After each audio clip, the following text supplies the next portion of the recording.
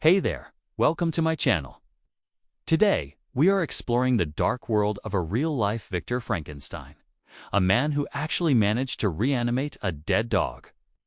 But in a darkened movie theater in New York City, a small group of scientists and journalists are gathered together.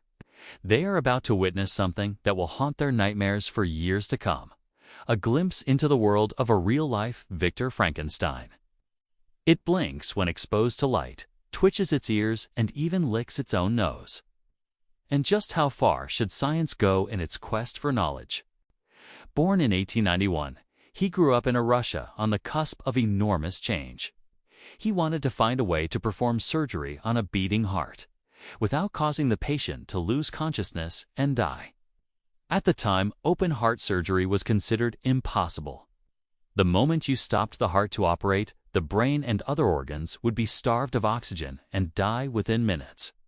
His ultimate goal was to keep an entire organism alive, to demonstrate that a body could exist without a brain or nervous system, sustained only by the artificial circulation provided by the autojector. His colleagues thought it was madness. They warned him that his research was becoming increasingly unethical. But Brikonenko was undeterred. Brikonenko believed that if he could create a machine that could take over the function of the heart. He brought with him a severed dog's head and his autojector. Finally, in 1940, he felt he had enough data to make his case. His methods forced the world to confront a set of deeply uncomfortable philosophical questions. But his methods, seen through a modern lens, are deeply shocking. You've just witnessed a dog being decapitated and then brought back to life. You've seen a head blinking and twitching, existing independently from its body. What would your reaction be? Also, check out some other videos on our channel, which explore the dark side of science and history. Thank you for watching, and I'll see you next time.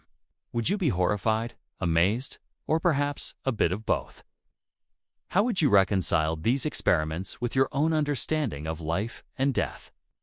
These are the questions that Brikonenko's work raises, questions that are still relevant today. His work represents a different era of science, one with fewer ethical regulations and a different understanding of the relationship between researcher and subject. He operated in a space where the pursuit of knowledge and the potential to save human lives in the future was seen as justification for acts that we would today consider unthinkably cruel. He was a man who truly believed that the ends justified the means, no matter how unsettling those means might be. What does it mean to be alive? The head can be kept responsive without a body. Where does consciousness reside? What is the line between life and death, and what right do scientists have to cross it? The story of Sergei Brikonenko is a reminder that science is not always a straightforward path to progress.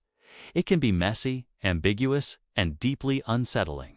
But it is through confronting these uncomfortable questions that we can truly understand the implications of our scientific endeavors and ensure that our pursuit of knowledge does not come at too great a cost. He produced a short documentary film called Experiments in the Revival of Organisms. It was not a secret. It was meant to be shown to scientists both at home and abroad as a showcase of Soviet scientific prowess. The room was filled with gasps and murmurs of disbelief as he connected the tubes to the head's arteries and veins.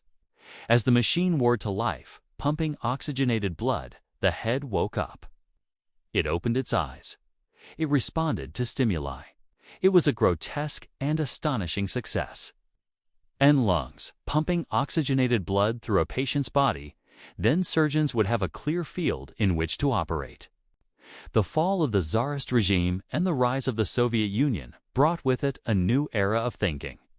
The idea of a severed head being kept alive on a table seemed too much to accept. Many in the West dismissed it as an elaborate hoax, clever propaganda from the Soviets. Science and technology were seen as the keys to solving humanity's greatest problems, including death itself. By the time of his passing, he had successfully demonstrated that an organism could be kept alive without a brain, that a detached head could respond to stimuli, and that death itself could be temporarily reversed. His research laid the essential groundwork for modern open-heart surgery. His autojector was the direct ancestor of the heart-lung machines, the cardiopulmonary bypass systems, that are used in operating rooms around the world every single day. Every time a surgeon stops a human heart to perform a bypass or replace a valve, they're relying on the fundamental principles that Britanenko first demonstrated with his gruesome experiments. There was a widespread fascination with rejuvenation, life extension, and the very mechanics of mortality. It was in this environment that Britanenko's pioneering work flourished. This was not a fictional movie, but a documentary showcasing Soviet scientific progress. It was meant to impress and shock Western audiences, but instead, many dismissed it as a clever propaganda ploy. How could this be real? How could a dog's head be kept alive on a table? It seemed too absurd, too macabre to be taken seriously. Perhaps most shocking of all, however, is the demonstration of a dog being brought back to life after being declared clinically dead. A canine is shown having its blood drained until its heart stops beating. 10 minutes later, the same dog is hooked up to Brukovenko's machine, and against all odds, it is brought back to life. He called it the autojector. In order to test his device, he needed subjects. And that is where his research crossed the line from visionary medicine into the realm of horror. His initial experiments were on isolated organs. He would remove a heart from a deceased animal and hook it up to the autojector. Amazingly, the heart would begin to beat again. He proved he could keep individual organs alive, functioning and revived outside the body for hours at a time, wagging its tail, barking and moving as if nothing had happened. The implications of this are staggering. If a dog can be killed and brought back to life in this way, what does that say about the nature of death itself? The film they are watching is not a horror movie, but a documentary. It's a clinical record of shocking and disturbing experiments conducted by a Soviet scientist named Sergei Britanenko, whose groundbreaking research has pushed the boundaries of life and death to the very limit. Do you think the things that we do in the name of science are sometimes wrong? Let me know in the comments below. The year is 1940. Europe is on the verge of war. In the grainy black and white footage, they watch as a dog is prepared for surgery. Its heart is exposed and carefully removed. The animal is then decapitated, and its head is placed on a table. To everyone's astonishment, when the head is connected to a complex machine that pumps blood through its arteries, it begins to twitch and move. It's alive. The scientists and journalists are horrified, yet mesmerized by what they're seeing. How could a severed head, cut off from the rest of its body, be revived in such a manner? It seems like something straight out of a Gothic horror novel. Over the next few hours, they witness even more disturbing experiments. The same head is shown responding to stimuli. As the film comes to an end, the audience is left with more questions than answers. What are the limits of life? Can death really be reversed? But the work of Sergei Britanenko was very real. He was a brilliant and respected physician and researcher at the Institute of Experimental Physiology and Therapy in Moscow. His goal was not to create monsters, but to save human lives. In the early 1920s, he began developing a primitive mechanical heart and lung, a complex system of pumps, oxygenators, and tubes. But he wanted to do more. In 1928, he presented his work at a Congress of Russian physiologists. For the next decade, he continued his research, pushing the boundaries of what was possible. But when it was screened, the reaction was one of disbelief and horror. Undeterred, Britanenko continued his work until his death in 1956. But his legacy is a complicated one.